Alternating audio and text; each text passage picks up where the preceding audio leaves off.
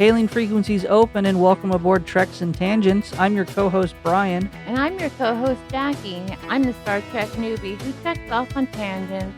And I'm your Star Trek expert who is here to get the tangents back on track. Each episode we watch and talk about a different Star Trek episode.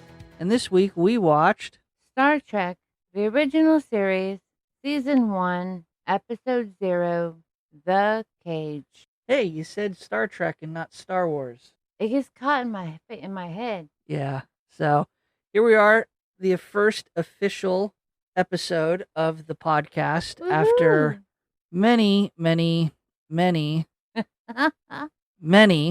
test episodes. We started with Fringe, trying to work out the episode script and the flow of each episode.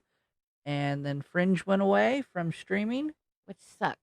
And then we quickly transitioned to Stargate SG-1, and we probably did about 15, 16 test episodes total. Yeah, we have a thing for stars. Yeah, that's true. We do. So we'll probably have those posted somewhere. They're not up yet. Maybe maybe on Patreon somewhere. But you can listen to all my mess ups. Yes, all of the structuring and formatting that went into making the script, and hopefully that means we're just going to have a smooth episode this time, but probably not. We'll see. So as you heard in the intro to the podcast, I'm Brian. I'm the co-host that has the most Star Trek knowledge. I call myself a Star Trek expert. Fun fact, I'm not. I just have watched it over and over and over. But I don't know everything about Star Trek. I know enough to keep the episode going. Jaci, why don't you introduce yourself to our dozens and dozens of listeners? Well, I'm Jaci, and I have watched maybe 5 episodes total while it's running in the background, and my dad is vegging out at night. So I kind of know what's happening. Kind of knows what's happening. So, and that's going to be the whole fun of each and every episode that we do on this podcast is talking about the episode, listening to Jaci explain the episode. I'll jump in and kind of pull it back on track once we go too far off on a tangent. I mean, I might throw in new generation? The next generation? Next generation. Yes, that one. So that's actually kind of a perfect segue into our next little part. Normally, in the future episodes, we will kind of do a recap of the last episode that we recorded the previous week. But being this is the first episode, we don't have a previous episode. So I told Jaci, don't worry about it. I had an idea for what we were going to do. So, Jaci, why don't you list as many Star Trek series as you can? Oh, man. I saw that there was a lot of them as I was scrolling. So let's see. We have our original series. That's a gimme since we're actually starting at that point with the episode. The Next Generation. Very good. Isn't there like a cartoon like Under Deck or something? Lower Deck. Lower Deck. Okay, we'll give you credit for that. Yeah, that's all I got. That's all you got. I'm sure there's a lot more. Well, real quickly, let me run you through what all different series of Star Trek there are. Are there any fuzzy things like the Tribble? There are Tribbles, but there's no series dedicated to the Tribbles, unfortunately. That sucks. So we have Star Trek, the original series, the animated series. They have an animated series? Of the original series, they do. That's funny. We had The Next Generation, which you know, of course. Yes. I think a lot of us know The Next Generation. I think a lot of our generation, that's where things kicked off for us. But after The Next Generation, we have Deep Space Nine. I was going to say that. Then we have Voyager, Enterprise, Discovery, Star Trek Shorts was technically a thing, Picard, Lower Decks, which you got. Yeah. And then we have Prodigy, Strange New Worlds, and not out yet, but coming soon, early 2026, Starfleet Academy. To date, So I knew Voyager and I knew like 2 other ones. I just I was just tricking you. Yeah. So, I mean, the Next Generation is the bald captain. Picard. Picard. Deep Space Nine is the other bald captain on the spaceship, Cisco. Sorry, space station. There's multiple bald guys. Yes. And then Voyager, which was Catherine Janeway. I love her. She's the doctor. No, she's not the doctor. Nope, not a doctor. Captain. But she's a redhead. Nope. I can see her in my head. You're thinking of Dr. Beverly Crusher from The Next Generation. Oh. With Picard. So, folks, this is some of the fun that you have to look forward to in the coming episodes as Jaci teaches us about Star Trek. But I sure do. Moving into this week's episode, Jaci, what were your initial impressions of The Cage?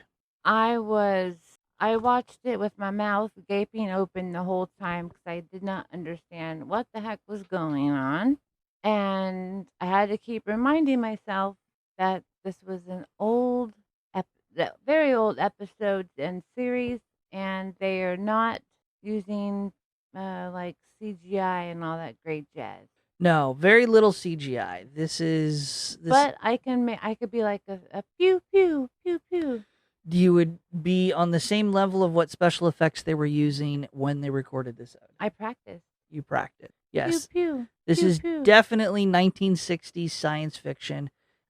This kind of lays some groundwork for Star Trek, but again, this was a pilot episode that actually did not lead to the series. This was a pilot episode that was rejected, and they had to go back to the drawing board. I understand why. It's a good episode. It does a lot, but it is definitely not the Star Trek that we will eventually see evolve in the first season of this series. I'm gonna hold you to that. So, I like the episode. Even though it pew pew is even though it is not an episode that is part of the main canon of Star Trek, even though there's a lot of this episode that doesn't carry forward into Star Trek, I get the feeling that a lot of us Star Trek nerds will always recognize the big brain aliens that are in this episode. That is such an iconic image that I think follows all of us. And I think it's also not just because it's reused in later episodes, but I think this is kind of our first glimpse as to this science fiction aspect of what Star Trek becomes. Or they're in your nightmares. Yeah. Yes, the horror of the big brain aliens. So, without further ado, Jaci, why don't you walk us through this episode? Pew pew. I'm just kidding. Okay. So we first open up and we're like on this weird space station. I guess they call it the bridge. What do you call it now? It's probably the bridge, right? Yeah, it's the bridge. Oh, well, the bridge. And I don't know why it's called the bridge. Maybe it's because they have like stadiums. It's like stadium seating. The people are on the floor with the giant computer things, and then the captain has a fancy captain's chair, and then the lieutenant gal, she's cool, and then you got all the people standing behind him. Is that why it's called the bridge? Well, it's a starship first and foremost. You called it a station. Oh, I'm sorry, but the it's modeled. Star Trek will eventually become, and Starfleet will be modeled after our navies, our military navies, and so bridge of the ship. So these are Navy vessels, but they're in space. Okay, that makes a lot more sense. Okay, so we're there, and then we hear a weird beeping sound, and it's not like the pew pew, but it's a weird beeping sound, and then it has another siren, and then more noise. We keep beeping, and it like just changes, and then they're all like, "What's that sound? What's happening?" Our people, and so then they go, "Wait, is it? I think of the Mr. Spock. They call him. He says that's a old time signal that we need help. Yeah, they think it's a meteor at first, and I think they try to show that something very quickly passes the view screen of the starship, like zooms past the ship. It was very quick and very anticlimactic where they said, "Oh no, it's not a meteor, it's just a radio signal." Which is kind like they're both so scary. Because if it's a call for help, who are you gonna call? Not Ghostbusters. All Wrong series for sure. right. Well, anyways, back to my chat. So they found out that it's an old signal, and they're talking about, well, we learned about this Talos star group. The starship Columbia was supposed to go and check it out. Oh, I get what you're talking about. The Navy, the SS Columbia, because they Yes. called it that. So, Yes. well, that was 18 years ago. So hopefully they're alive still, but the beeping is still happening, and the captain decides, why don't we just go out there and make sure they're okay and see if Nope. anyone needs rescuing. Nope. I jumped ahead. No, well, first to back up just a little bit from the tangent, I the got excited. clearly the distress signal is important. You were right. It matched. They were able to identify it as matching from the spaceship Columbia that disappeared 18 years prior. They mentioned that it would be quite unique because there's no quote Earth colonies this far out into the system. Don't try to pay attention or plot on a map where the Talos system is at this time or where it is relative to Earth. They were not paying that close attention for continuity for the pilot episode. They do identify a quote M class planet, which is classified as an Earth like planet, but at this time, Pike does not order the Enterprise to divert to investigate because they are already on their way to the Vega colony to take care of other crew members on the Enterprise that are sick and injured, mostly injured. Some have died. We'll learn why in a little bit. But he says, continue on course to the Vega colony. I'm going to go to my quarters. And it's obvious from some glances amongst the bridge crew that not everyone agrees with his decision. That's right. I typed the wrong thing. That was all supposed to be about Vega. So Captain Pike is now in his quarters, and everything just like beeps and opens magically like an elevator. And he's like, Dr. Boyce, please come. Yeah, he just calls him doctor, I think. Well, the doctor is Dr. Boyce. And he's an old man, and he comes with his little his doctor bag. It's adorable.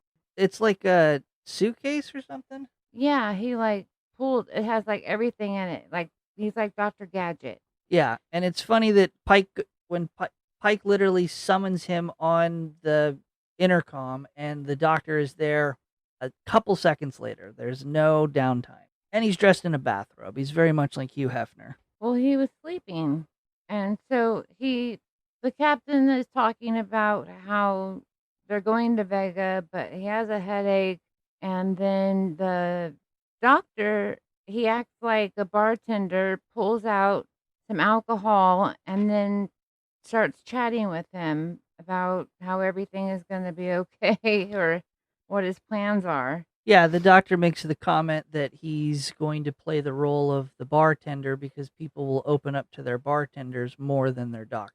Right, while having a martini. It's good to know they have martinis in the future.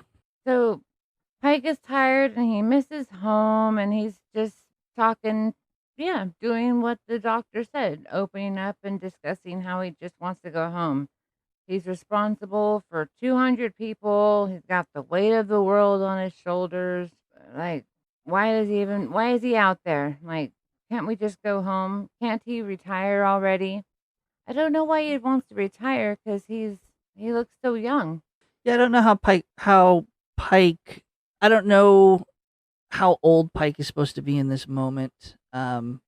It's also important to note, sprinkled into this conversation with the doctor, they do talk about this last mission that they were on, which was at Rigel 7. We'll see it in a bit, where they did have a encounter, a fight with aliens on the planet. Yeah. That's where these dead and injured crewmates are coming from.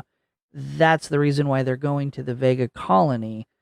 And that leads to Pike's feelings of stress and not wanting to be in charge and not wanting to be responsible for people anymore and wanting to just leave it all behind. He wants to go see his 2 horses. Does mention that he has 2 horses. I don't know if he mentions at this point where he grew up, but it was on Earth. It just refers to it as Mojave. So we assume the Mojave Desert as we know it. Oh, yeah, that makes sense. And then so he's chatting along, and then Mr. Spock interrupts them, and he's like, "You need to come. There's news of the survivors, of the crash survivors." Specifically, that they got a new message from Talos, and it confirms that there are survivors from the Columbia. So what's he gonna do? I don't know. But hang on, I got you, because I know what he's gonna do. So he knows that there's 11 survivors on the Talos for somehow. They tell him that 11 people are alive. Well, they get they go back to the bridge. We don't see it, but they go back to the bridge. They print the message out on what looks like is a fax machine. In reality, it's probably a stage crew person underneath the control board or the prop control board for the ship, pushing a piece of paper out of a hole. Oh, that's true. And we learn, though, that the Talos is the most Earth-like. So they can go rescue the 11. They can go help them and be safe at the same time. They know the food and water. But, so Pike calls someone, and then all of a sudden they're doing a time warp, factor 7. I have no idea what that means.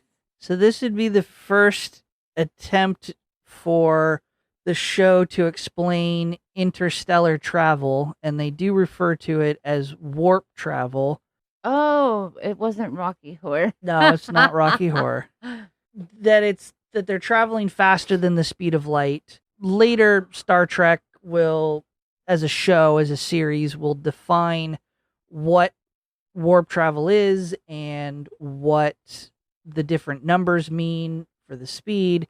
But just for the pilot episode, I literally think they just pulled a name and a number out of their butt to make it sound futuristic and science fiction like. And we do get the really trippy warp travel transition of the crew on the bridge, but also imposed over that image are these stars flying by. It's 1960s. It's the best CGI that they can come up with, the best special effects. But while they're warping, though, the captain is trying to run around getting everything ready, and he runs into this lovely young lady called Yeoman, which would be her rank or her job and not her name. And I learned that later on, but at first I didn't. Like, it doesn't tell you that. Yeah. We don't ever know her name in the episode. The only reason that her character has a name is established later on in other publications, comic books, I believe.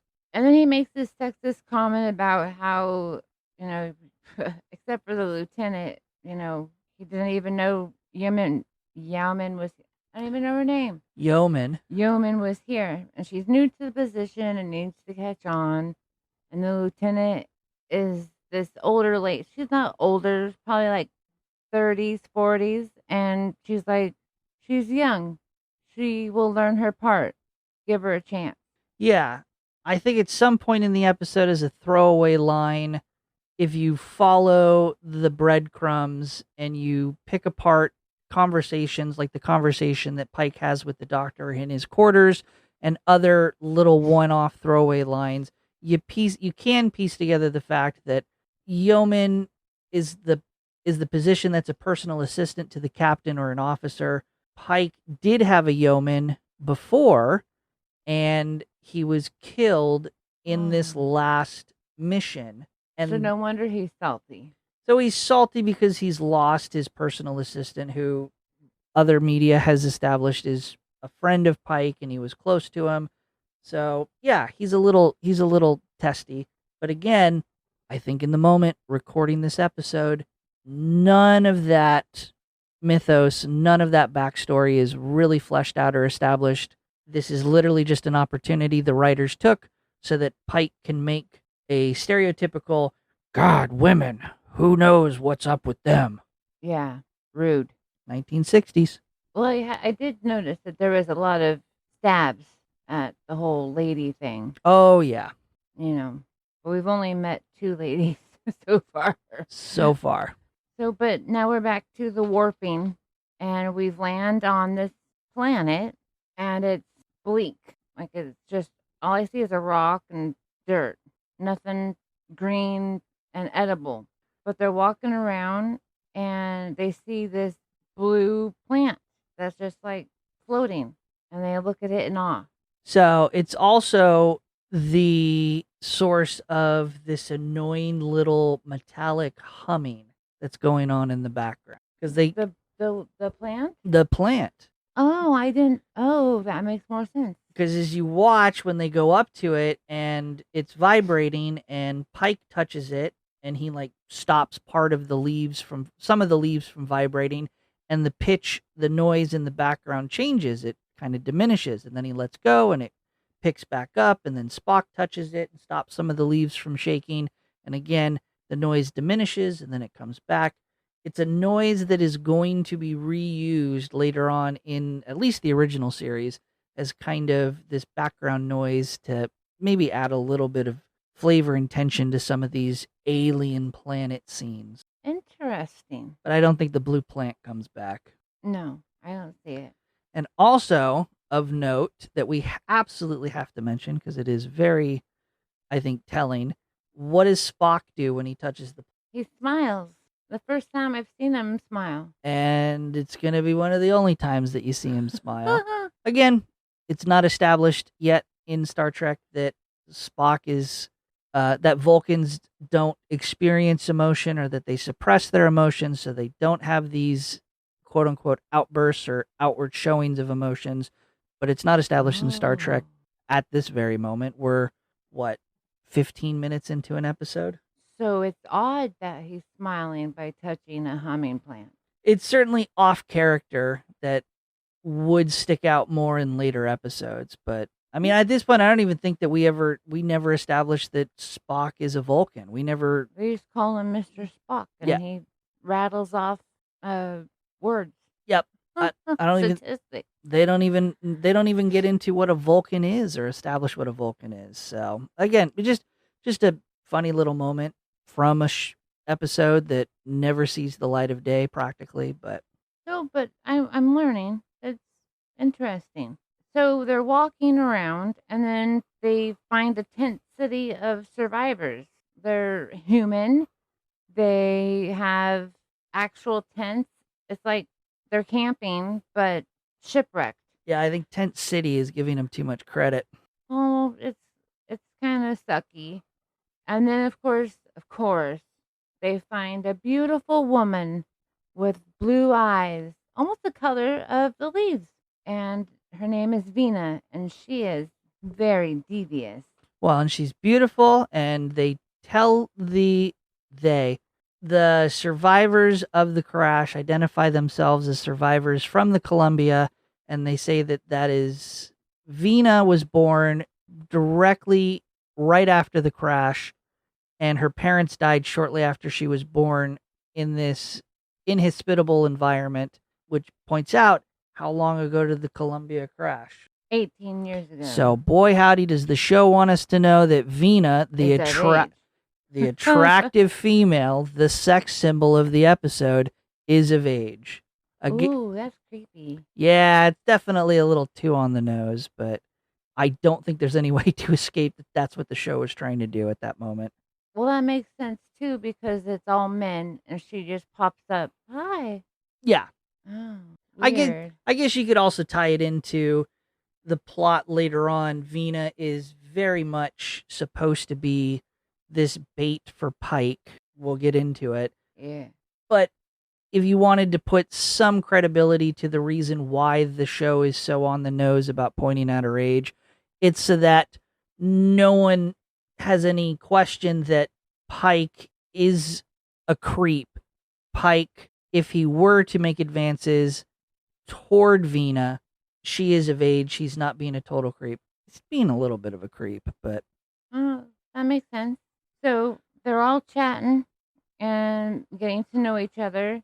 While they're talking, a black screen pops up on our TV screen, and it's kind of like a two-way mirror, and the aliens, egg light bulb head aliens, big are brain staring, aliens. big brain aliens are staring at them, watching them through this.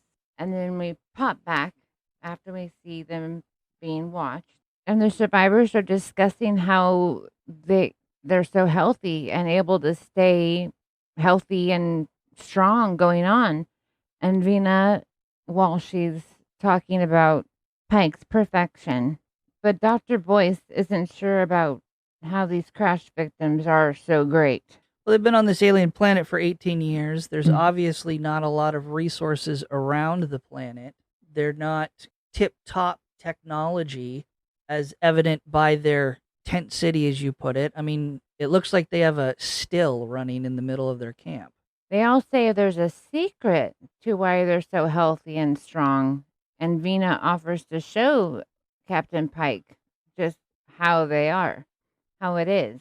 And so off they go. It sounds a lot more devious than what it is.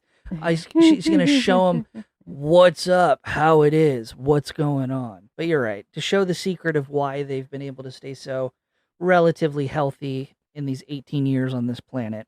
Because I would want to know. Hey, things happen.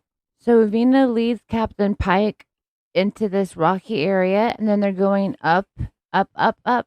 It's really a ramp, but they're going up this rocky cliff, and she's looking over it like, can't you see it? There's secrets down there. And then she like slyly moves on the other side of him, so he's closer to this hole in the rock, and he's still looking over. And then next thing we know, she poof disappears, and the tent city people disappear. Then all of a sudden, the door opens, and our captain is shot with this orange mustard gas. Shot by the aliens that came out of the elevator. That's true. Yes. And then we see that the crew that is with Pike noticed that the people disappeared, and so they are running after him to go save him. They're late, and they're trying to shoot the rock, which actually is just covering what we learn is an elevator door. Well, let's back up. Yeah, so the aliens come out of the rock, come up an elevator. They pull an unconscious Pike into the elevator, and I think that's what the rest of the Enterprise crew sees. That's when they come upon the scene, and that's the reason why they try to shoot out the rock face and the elevator door to rescue Pike. Oh, so that hopefully they can break the rock and just go down a hole. But the team cannot get in, and Spock reports to Enterprise about the trap. Yeah, because their lasers, their phasers, whatever the show is calling these handheld laser weapons at this time, are not powerful enough apparently to break through the metal or whatever material the elevator doors are made out of. It blows the rocks apart perfectly, but it can't get past the alien metal. Meanwhile, underground, Pike wakes up on bed without all of his gear. He's just in this this glass-like cell, but he sees other creatures around him. There's like this monkey bird thing that transitions like a monkey, but then as it walks away, it looks like a rooster. And like those shadow puppet games? Yeah, and it's in another cell that would appear to be similar or identical to the cell that Pike's in. At first, I thought he was like a guard, like in case he got out, like a prison guard. But then I saw that he also was in a cage. In walked the giant brain aliens. They seem to float, actually. But, Yeah, I don't know that they're levitating. I think they're just walking with grace. well, that too. Because they believe that they are higher than anybody else. That And they communicate with telepathy. You never see them talking to each other. they do at certain points communicate verbally to the humans and to themselves, but that is definitely when they want to have a conversation with others. When they're talking amongst themselves, and like in this instance, they're talking like Pike is not present, they're talking about him, not with him. They definitely are talking in telepathy, even though Pike can hear them. Right. They're having this conversation and saying, oh, look how low intelligence he is. Oh, right now he's getting mad. He's going to punch the wall. He's going to throw something at us. It's like they anticipate his actions. And then he gets even more mad. Yeah, they definitely have him pegged, or they think that they have him pegged. Yes. Keyword think. But Pike does say, if there's a way out of this cage, he will find it. And then you're like, yeah. The big brain aliens are now excited to start an experiment. Well, they ominously say that they're going to start an experiment on Pike, with Pike. We don't know. But now we're back at the Enterprise. The crew is back on board, and they're discussing the mission's failure. The survivors they thought they saw were just illusions to get the crew to, quote unquote, rescue them. As a trap. Yes. And they take what they wanted to see, survivors, that's getting the crew to head over. But then they are able to lure the captain away and steal him. The aliens have brains, we learned. They have brains 3 times bigger than humans. And the crew has to be smart with this rescue. The lieutenant, she's pretty badass if you ask me, plans to use the ship power to blast through the metal in order to rescue Pike. Yes, the vague and ominous ship's power, whatever that means. I had no idea either. It's just like, don't you need power to run the ship? I'll be 100% honest with you. I don't think the writers know what they meant when they put that line in the show. But while Pike is in his underground cell, looking around, trying to find a way to get out, he's pacing and pacing. The aliens are discussing the memory ability of Pike and want to see him and keep him occupied. They want to see what he's doing, learn about him. But they also see sadness and loss from his past. A snap of the finger, his cage transfers to another mission. 2 weeks ago, he was at Rigel 7, that fight that we learned about earlier. Yeah, that he was talking about to the doctor. But weirdly, Vina is there also. Dressed in what appears to be cultural appropriate clothing for the planet, the mission. No longer in her survivor scrubs. And they run into the castle where they hide from a solitary warrior. He's like in fur and crazy. He looks huge. Mongolian. He looks like the Mongolian people from that episode of Stargate that we talked about. Oh, yes. Meanwhile, Vina is like, go kill him. Go kill him. And Pike doesn't know what to do. Like, this is an illusion, but he doesn't want to kill the warrior. But the next thing we know, the warrior is attacking Vina. So now he has to fight the warrior. Yeah, it's almost as... I don't know if this is obviously an illusion that's being created by the big brain aliens. I don't know if the big brain aliens are controlling the warrior and forcing Pike into a corner and forcing him to fight, or if that's just the way that this illusion and this memory plays out. It certainly would make sense if the big brain aliens were manipulating the illusion to force Pike to fight the warrior, because that's what they want in the end. Oh, that would make sense. But he has to fight him to save Vina and save himself, and he ends up killing him. And then we're back in Pike's cell. And we're in the cell, and when they kind of they don't really wake up. They just kind of snap out of this illusion that they were in. And Pike's there, and Vina's in the cell with them, and the big brain people are outside the cell, almost like they were voyeurs. They were watching this all unfold, I'm sure. We know they were. We find out later they were. And then they walk away because they've had their entertainment. And then while they're gone, Pike is asking Vina questions. He wants to know why she's there. What's the point?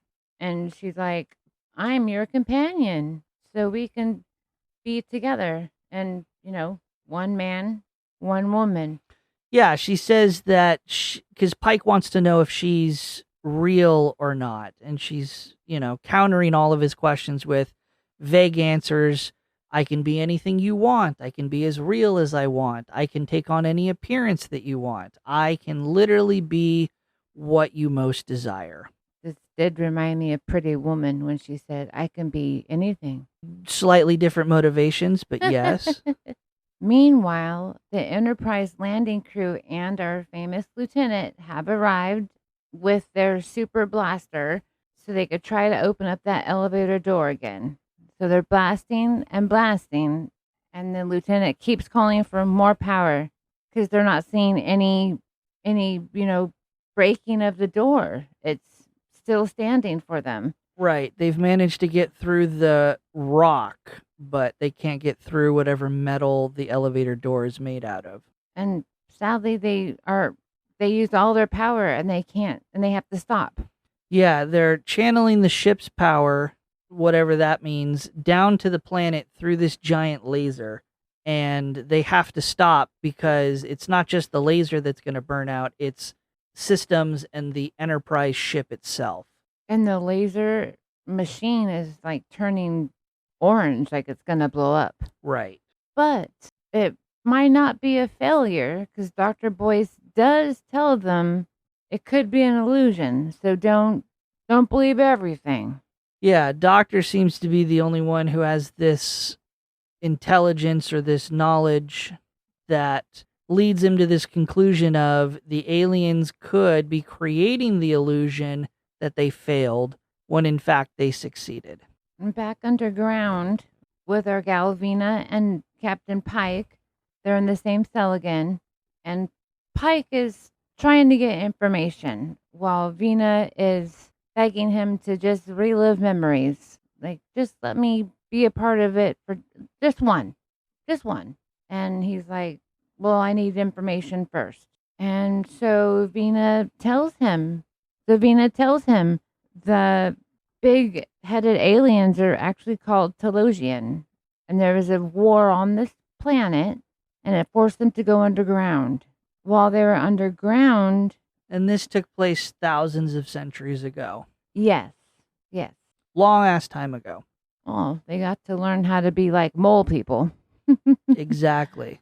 While they were underground, they created illusions to enjoy dreams about anything. So they actually became addicted to it. Yeah, this is the origin of modern-day virtual reality, video games, streaming from home. They have become addicted to these abilities that they have fostered and cultured and evolved over the course of these thousands and thousands of centuries. So while being into all of this, they don't want to go above ground and fix anything that could make them be able to live above ground and be successful and maybe even grow things, repopulate, do anything. Well, and Vina even goes so far as to say that over the course of generations with these people, the big brain people, the aliens, that they have lost the knowledge of how to fix technology, how to exist, because they have been so locked into and so addicted to their abilities, their telepathic way of reliving these memories. Yet they think they're so much better than everyone. Right. Which, of course, is why they're collecting specimens. That's why they collected Pike. That's why they had these other animals in their cages so that they could provide new memories for them to experience. Because it gets old watching the same episode on Netflix day after day. But they like to have pairs, so it's kind of like they have their own arc. Yeah, they mentioned this idea of having a pair of humans. It's really poorly explained. I think it would have been better if they jumped into it now, but it does heavily imply that they're looking for a man and a woman human to breed, to propagate, to create offspring. Which is why Pike was called a fine specimen at the very beginning. Correct. Piece of meat. That's all he is to them. But the Telosians find out that she's given away secrets and they punish her with their own telepathy, and she's writhing on the floor of the cell and Pike doesn't know what to do. Yeah, she screams and in despair, pain, anguish, but then she disappears. She leaves her clothes, but she disappears. So she's running around naked. We would presume. So Pike now is looking for a way to get out again. He's pushing buttons, what he thinks are buttons, trying to find crevices. Then a rock moves and a drink is given to him. Should he drink it? Is it like Alice in Wonderland now? Right. So Pike chooses not to drink it. And the big brained alien is all, well, if you don't drink it, we can either make you drink it or you'll just be in a place that's like hell. And he's this illusion of being in pain and tortured. And then he's forced to drink the food cup, whatever is in this cup. He's forced to drink it. That's one of my more favorite moments in this episode is when he is transported to this hellish landscape. Fantastic set design, fantastic acting for the 10 seconds that they do it for. It's also very telling and kind of cool that the alien, in describing what Pike just experienced, that he pulled that image from Pike's mind as a fable from his youth. This idea that hell is a fable. Hell, this religious idea, is not real, that it is not canon, that it is not truth. Little interesting comment. Oh, I didn't even think about that. I like that. So while he's so angry, he decides to rush the glass, and he startles we'll name him the keeper. And that's when Pike figures out that if he is staying in this more primitive emotion, anger, as he chooses, that these aliens can't read what he's thinking. And he's able to maybe get away with things, maybe be able to get out of this hellhole that he's in. He's able to hide his thoughts from the aliens. That too. And then we also learn, though, that the aliens want Pike to like Vina. And so in every memory that they put him in, she's in a different look. Blonde, brunette, different dressing. It's interesting what they're doing. I don't think her hair color actually ever changes. I thought she was a brunette and when they were in the Mojave. I don't think so. I could be wrong, though. But speaking of the Mojave, we do get to see him. It's another illusion, of course, but we see him enjoying a picnic with a lady friend, Vina, and he has his 2 horses there. And I just pulled up the still. She's still blonde. Oh, I was wrong. Yeah, I don't think they had the budget for wigs. Maybe it's because I like the lieutenant so much. I bet you I know what you're thinking of. I'll point it out when we get there. Okay. And so, I mean, I want to be in that memory of just hanging out with your gal. I would probably choose my guy. But having a picnic, playing with your horses, riding in your home, it's so wonderful and peaceful. But that's when Mina is actually his wife, and he's remembering all of those good memories. Yeah, she's definitely leaning into the playing house aspect of the illusion, and as she is speaking, it is very much playing this character of his wife, and she refers to children that they supposedly have. And This his is mother's recipe. Mother's recipe. She's playing a part. This is also the first time that we have seen Vina from the time that she was punished for speaking out and sharing secrets about the big brain aliens. So she is probably back slightly into this mentality of being subservient to what the big brain people want. True. And Vina is trying to keep this illusion going while Pike is trying to figure out how to get away. Yeah, and he's running ideas by her about his newly discovered fact that he can mask his thoughts with primal rage or raw emotion that the big brain aliens can't seem to penetrate through to read his thoughts. And Vina doesn't want to do any of it. She does finally break at the end and tries to reason with him and try to convince him to just play along and play into the illusion and to play house with her. But then we go to another illusion where Pike is this wealthy slave trader, and we see that Vina is dressed as a slave. She's green. Yeah, because back on Mojave, Vina was her last words or her parting words as she's arguing with Pike to play house and to beg him to play into this illusion was to make a comment that she hypothesizes that he can't play into the illusion, he can't play along, but maybe he can play along with an illusion where he can drop all of his responsibilities. Taking us all the way back to the conversation he had with the doctor about how he doesn't want to be captain, he doesn't want to have responsibilities over the members of the Enterprise, and he wants to just go into a lifestyle where he has no responsibilities.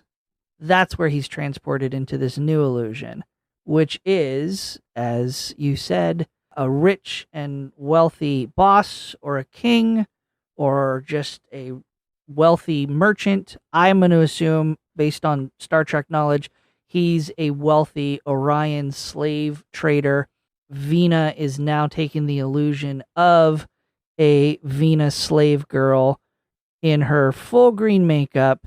This is the part that she has changed her hair color, and she is now a brunette or black hair. It's hard to tell, but this is now the illusion that they're presenting to Pike to tempt him to play ball. Well, and sadly, the green paint is coming off, and it's like, I just want to put it back on, but budget. But with your explanation, now I understand why he went to this, because this made no sense to me. Oh, it makes perfect sense. This is the sex appeal of the episode. This is the sex appeal to try to sell the series. Ah. It's just a convenient excuse. Like Star Wars. When she's, but whatever. All right. All of Pike's groupies, I guess, for lack of a better term, are all talking about how they can have a group of sexy slave girls. And Pike does not like this idea. He just runs away. Well, the scene goes on for quite a bit where it's definitely, here's Vina dancing, here's Pike struggling with the decision, here's more Vina dancing. As you said, the groupies are definitely egging him on, going, come on, man, this is a hell of a lifestyle. You got a hell of a place here. This is great. Let's keep doing this, which is interesting. But and as he's running off, the music has stopped, and then he's back in his cave, his little cage, and Vina is behind him, though, with a torch. Right, as kind of a... She's, like, cornering him. Like, you have to make a decision. Yeah, you either... That's a good way to put it. This is the decision moment where Pike is confronted and is told, you can either play along and live out a life in these illusions, or whatever consequences are going to happen. And then while they are discussing everything, we snap back to the Enterprise, where another crew is on their way to try again to rescue Pike. With a new plan. They have like a underground power source signal thing they want to use. Well, I'll break down the tech. they've Because I have no idea. they've scanned a power source on the planet, specifically underneath the surface of the planet. Oh. If the aliens are coming and going to the planet's surface through an elevator, it's safe to say that they're living or they have something underground. And so the Enterprise is going to use their teleporter, the same technology that they use to teleport down to the planet. They're now just going to beam or teleport themselves underground close to this power source, with the idea that the power source is in an open space and it's tied to the big brain people, which will now put them underground with them and allow them to rescue Pike. But somehow the transport doesn't fully work. The gals, Lieutenant and Yeoman, they are now in the cell with Pike and Vina. Which is awkward. And important to point out that this, I think, would be the first time that the aliens show that they not only have the power to create illusions, but they have the power to actually affect the systems of the Enterprise and the away team, which ponders the question, if they have the ability to control the Enterprise, and we, spoiler alert, find out later that the giant laser beam with the ship's power was able to actually break through the elevator, why did the big brain aliens allow the laser to break through the elevator? Why didn't they just shut down the laser? It's an interesting thought. It's a plot hole. Well, how else would you have two beautiful women back inside of a cage and quote unquote fighting over Pike to be his chosen love? Right. For that Adam and Eve feeling. Right, but this has to be more than just the power of illusion. The big brain aliens didn't create the illusion that the transporter malfunctioned. They had to have been able to control the transporter to cause the malfunction. Oh, I see what you're saying. So, if they have that ability to actually manipulate the Enterprise, which we find out they do, they shut off all the power in a little bit, and they access the ship's libraries. So they have this ability beyond creating illusion. Those are not illusions. Those are actual manipulation of the systems of the ship. So then they should have the ability to manipulate the transporters to cause this situation. It again just doesn't make sense that they didn't then step in and prevent the destruction of the elevator. And instead, all they did was create the illusion that it didn't work instead of actually preventing it. Plot hole. True. I mean, I could think that they could have done that illusion to try to just have the people stop and then just go away. Yeah. Like they didn't think they would care about their prime specimen as much as they do. Yeah. But they allowed the elevator to get destroyed. They don't have the ability or the knowledge to repair the elevator because they don't have the ability to repair the machines of their ancestors. Okay. But anyways. Enough of that tangent. Let's get back on track. Hey. So the girls still have the girls still have their guns. And so they're like, let's use our laser guns and shoot our way out of here. Phasers? All right, phasers. And they don't work in here. So I guess they're an illusion also. They're just hanging out. And the girls are supposed to fight over Pike and see who wins, which one is the Eve. And the magistrate discusses each woman's attributes. One of the aliens, the big-brained aliens. Each lady is this, and which one you want. And Vina doesn't like any of this because she's essentially going to be, she's worried she's going to be replaced. I would be worried too if I was hanging out with a hottie and two others came. Well, and we discover later that she's effectively trapped on the planet. This is not just a situation where she is held captive and is forced to do what the big aliens want. She does want Pike. She wants companionship. So, and of course, back on a tangent of the the misogyny of early sci-fi as the big brain alien is describing these attributes of his female crew members, the lieutenant and yeoman. They, of course, their reactions are very telling that he's not making it up. He's not bullshitting Pike. They do feel and have these emotions toward Pike. I don't know why we had to make that part of the episode, but boy, the writers decided to do it. But while the lieutenant and Pike are gone, we have Mr. Spock as the reigning captain. And he decides that he's going to just keep going to Vega. Yeah, he's going to declare this mission is lost. He's going to put the best efforts or the best interests of the Enterprise ahead of personal feeling, and he's taken off, or he thinks he's taken off. Because the ship ends up losing its power. Which we mentioned just a few moments ago, and this is the big brain aliens stepping in and stopping it from happening. Don't know why. This would get rid of their problem, but... And then we pop back into the cage as Spock and everybody is trying to figure out why the power is out. And Pike is pretending to sleep near that food door. And he sees that the food is being delivered. Well, you know when you sleep with your eyes a little bit closed so you can still see? It's called playing possum for those paying attention at home. Oh, well, he's playing possum, and he grabs the alien who's passing off the food and trying to strangle him, but then he turns into a boar. He turns into an illusion of a boar. The illusion of the monkey bird creature thing from the other cell. That's what I meant. Yep. And I mean, that's kind of scary, but it doesn't affect Pike because he knows what's happening and demands to stop tricking him. He's trying to do things. For those playing at home, the do things that Pike is trying to do is escape. Yes, they're trying to escape. So just let him go.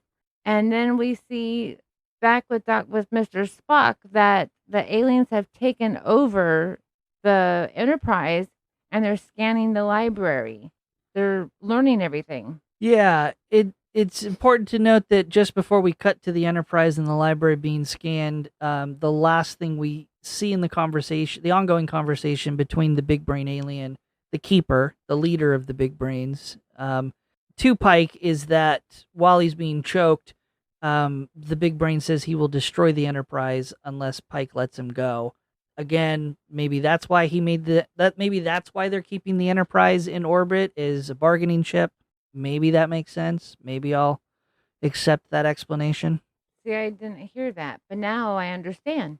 But Pike creatively thinks about this illusion, and if it's an illusion and the blasters are empty, in reality, they must not be empty.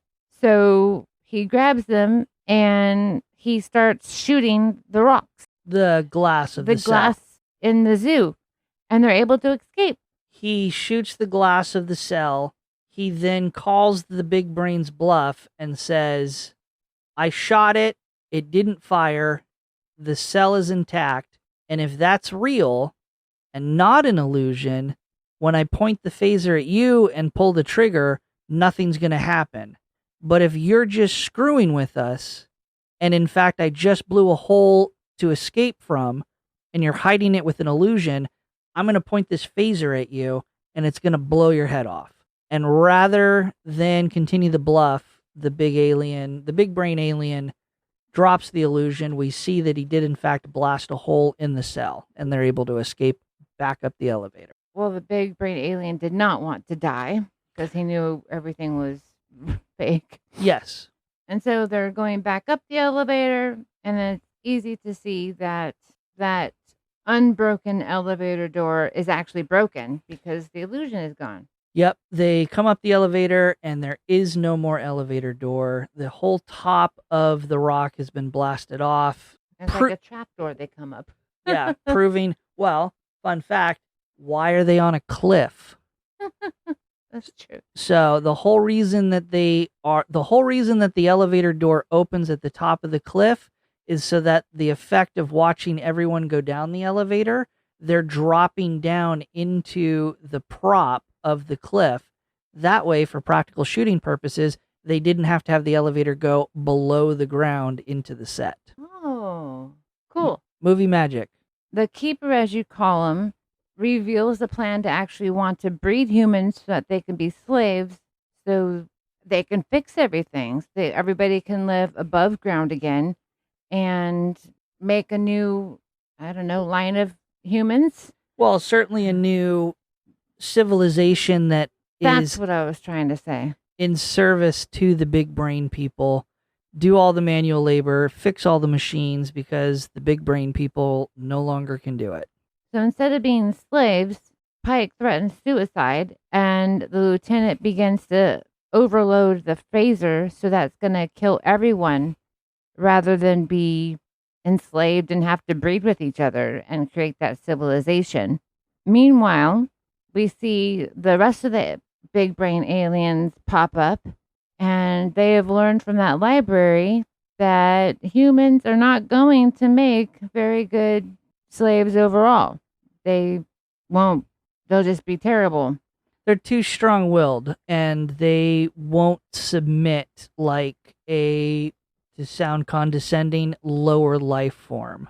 They're starting to realize that the humans are an advanced species and not primitive animals.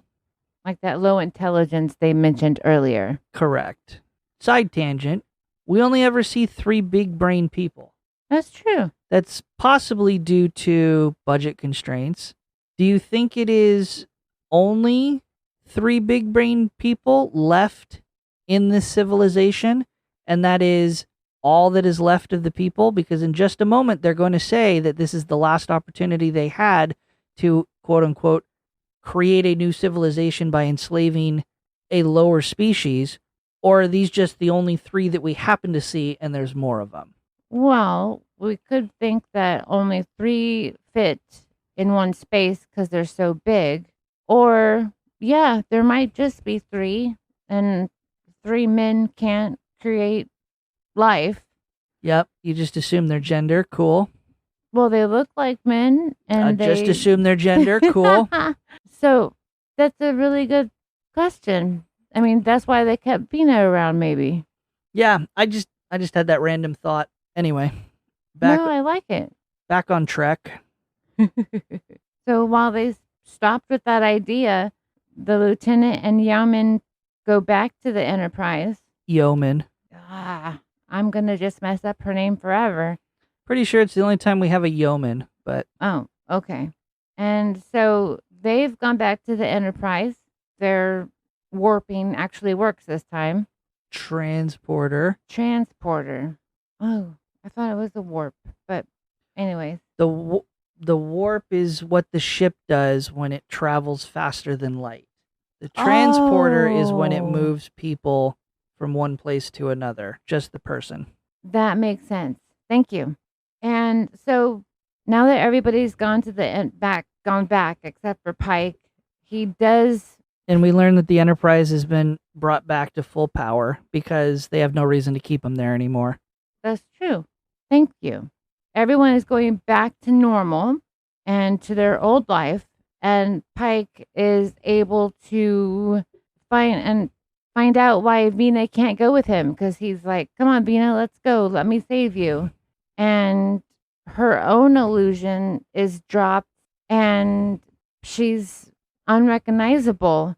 When everybody crashed originally 18 years ago, the big-headed aliens didn't know what humans looked like.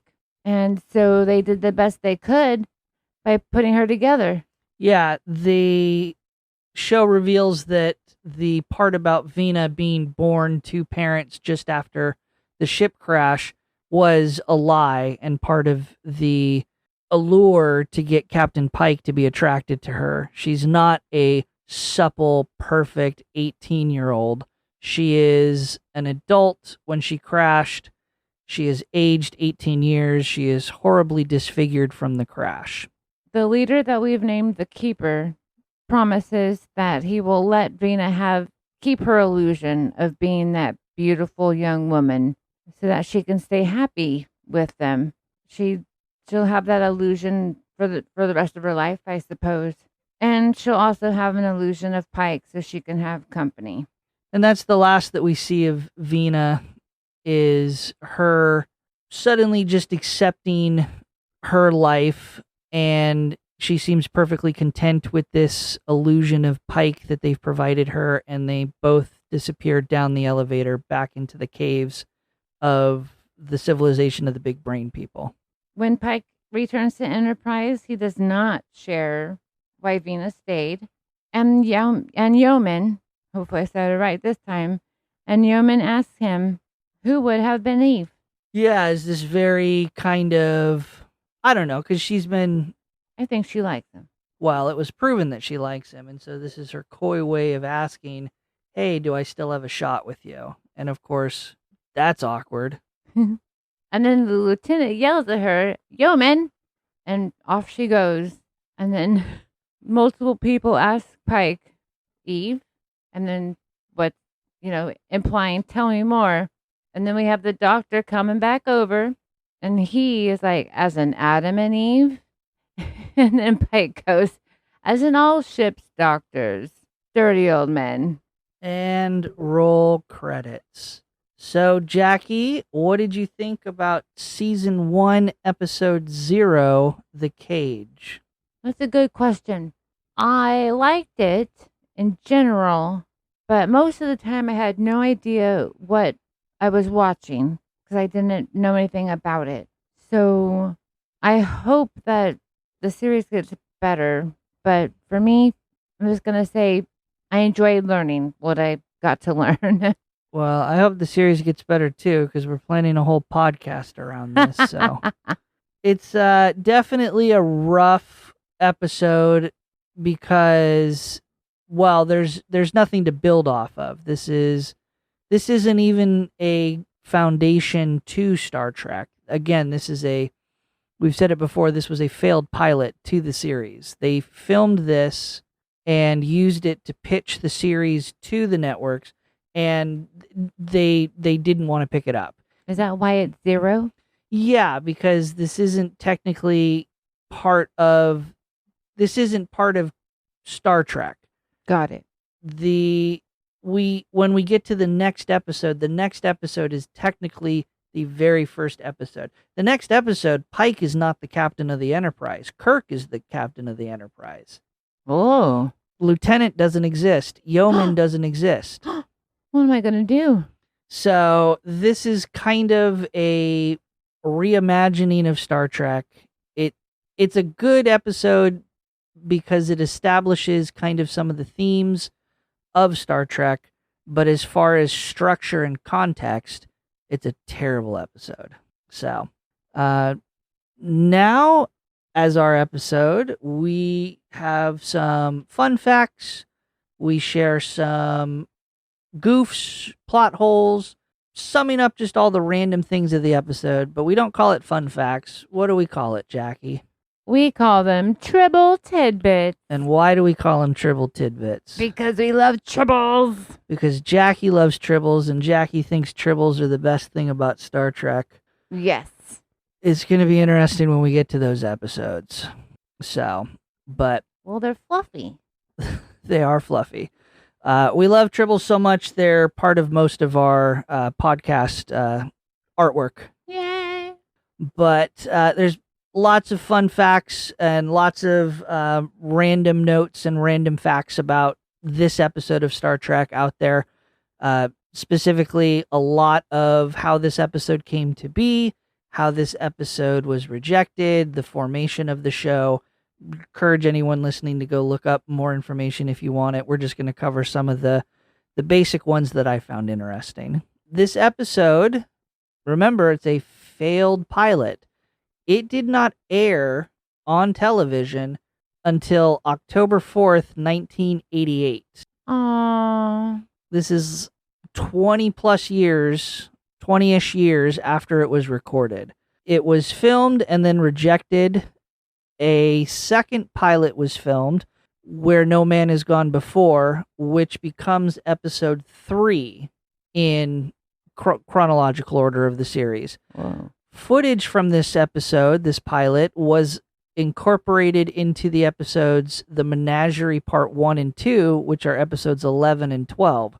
So, right when we're not expecting it, we're going to have a 2-part episode where we get to relive all of these parts. They just cut it apart? They cut it apart, and they used some of these plot points to reintegrate it in. They have to change some of it, obviously. Pike is not going to be the captain of the Enterprise. Kirk will be the captain of the Enterprise. But we'll see Pike.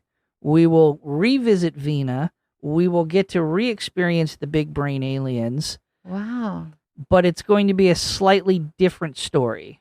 We're going to have to do something where we might even just condense this down into one episode because it's going to be a lot of repeat. But they do reuse a lot of this footage. So this pilot, The Cage, was finally first released on VHS in 1986 as part of the show's 20th anniversary.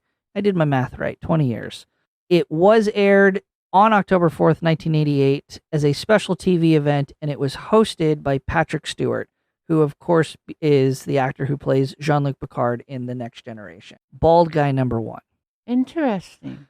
Mr. Spock is the only character that carries over from the pilot to the rest of the series as a main character. Again, we're going to see Vina again. We're going to see Pike again. Yeoman's not coming back. Lieutenant's not coming back. The martini drinking doctor's not coming back. It was a one and done for them. That's so sad. Yeah. Makeup tests for the Orion slave girl scenes where she was painted green. They do a good job. That was those makeup tests were not done on the actress who played Vina. Due to budget cuts, they didn't want to pay her to come in. So they did it on actress Majel Barrett. Majel will go on later to play Nurse Chapel in the original series. She also will play Loxana Troy. I butchered that name in The Next Generation and Deep Space Nine. And she's the voice of the computer for Starfleet, the Enterprise, all the way up through Voyager. They like her a lot. They did. They liked her so much, she also married Gene Roddenberry, the creator of Star Trek. No wonder she gets to be in all those things. The makeup tests for the Orion slave girl scenes took a total of 3 days, just the tests, because every time they did the test and they would film it, they would send it off to the processing lab. Again, this is not digital. This is all physical film. It had to go out to be developed so that they could run it through a projector to see how the makeup would appear. And every time they came back, it wasn't green. It was normal flesh tone, and they couldn't figure out why. They tried different colors. They tried multiple times. They eventually figured it out that every time they sent it to the film processing lab, the developers at the film processing lab had no idea that this character was supposed to be green, and that's what they were testing. So they were editing the film as part of the development process so that it would wash out the green and she would appear as flesh color. Wow. Wow. The original soundstage where the Enterprise interior shots were filmed, so like the bridge, was filmed on a set and a soundstage that had been abandoned for a very long time. And it was so in disarray that they had pigeons nesting in the rafters. They had to eventually lure the pigeons out of that stage. They spread birdseed on the street outside, and it lured them out so that we don't have pigeon noises in the background. This, of course, would be the first use of a planet designation by calling Class M as a planet that can support humanoid life. Makes sense. It's the first episode. The Illusions of Pike's home on Earth is the only time Earth appears in Star Trek, the original series. They never go back to Earth in the original series. They do, of course, in other Star Trek series, but this is the only time that we get Earth. And it's not even really Earth. It's an illusion. So they cut it out completely. Yeah, they don't have any reason for the Enterprise to be spending a lot of time back on Earth. The series, they're in the space. They're in space. They're on a mission of exploration. They don't need to go back to Earth a lot. Wow. And then finally, Roddenberry, the creator, insisted that no one on the Enterprise and later in Starfleet should smoke. This is a huge contradiction to television at the time because a large source of advertising revenue for TV studios were from tobacco companies, from commercials. This was still taking place during a time period where tobacco companies could run commercials on television and radio. That, of course, all changed. They can't do it anymore. But it would be like saying no one in this television show can drink alcohol, but the television show is running commercials for alcohol.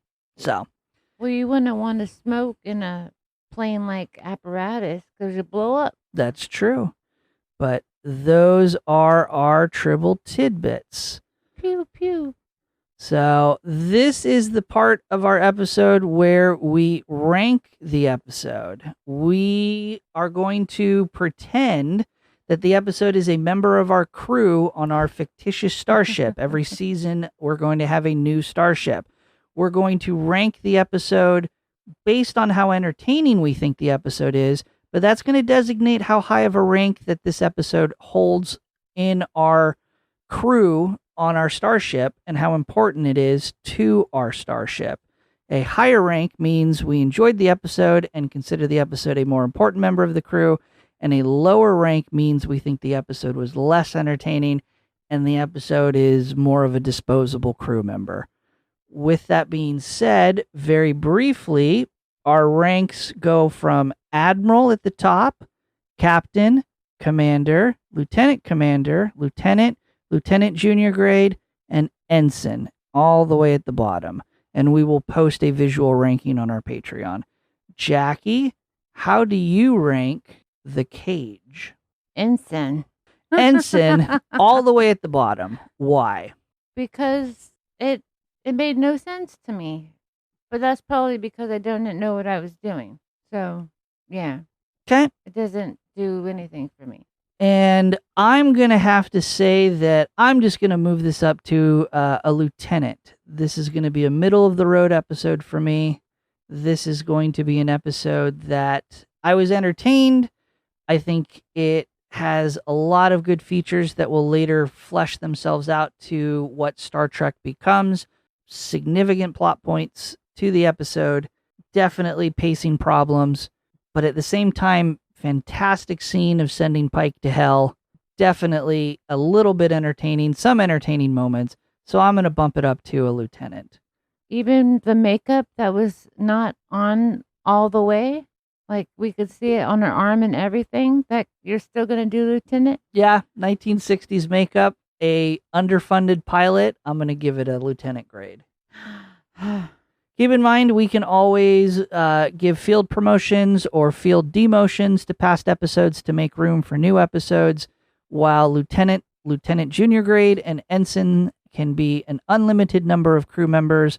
Lieutenant commander, captain, and admiral are certainly going to have some limitations as to how many episodes we can rank that.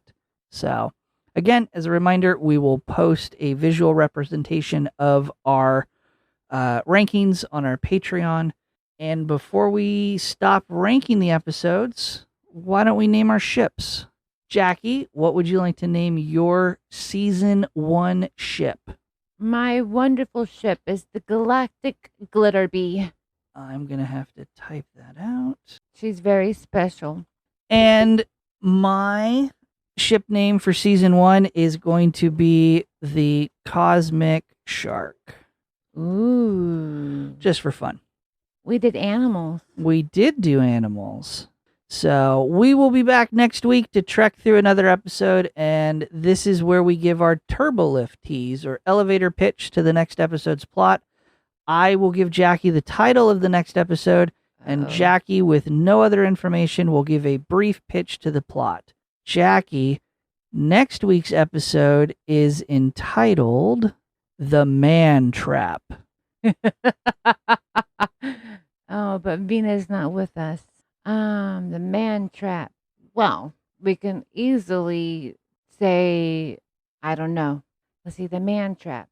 I can envision some giant plant alien calling like a siren and then grabbing some officer, and then they all fall down, and then someone saves them. All right. And we'll tune in next week to find out if you were right I will not be. or close Maybe. or not even in the ballpark. Probable. If you want more show information, you can find and directly support our podcast at Patreon, patreon.com/Treks and Tangents. You can follow us at x.com at Treks_Tangents. And we're also at Instagram at Treks and Tangents. Jackie, where can people find you and what you are up to? I am on Instagram as Jaboom. That's 2 B's and 2 O's. I like to post fashion. I play multiple instruments. The tuba is fantastic. I train my service dogs. And I just like to have fun. So I'll see you there on Instagram. And you can watch me stream a variety of video games over at twitch.tv/PiratePoundTown. On YouTube, I post video games and other random content on my main channel at Pirate Pound Town, and coin collecting and hobby content at Pirate Treasure Hunting. I post socially on Blue Sky at Pirate Pound Town, and I can also be found on Instagram under Pineapple Cannibal, because I am proudly banned from Instagram as Pirate Pound Town. Links to all social media mentioned can be found in the episode description. Thank you, everyone, for tuning in to this episode, our inaugural first episode. We hope you had fun like we did, and we will see you all next week. Pew, pew, pew. End transmission.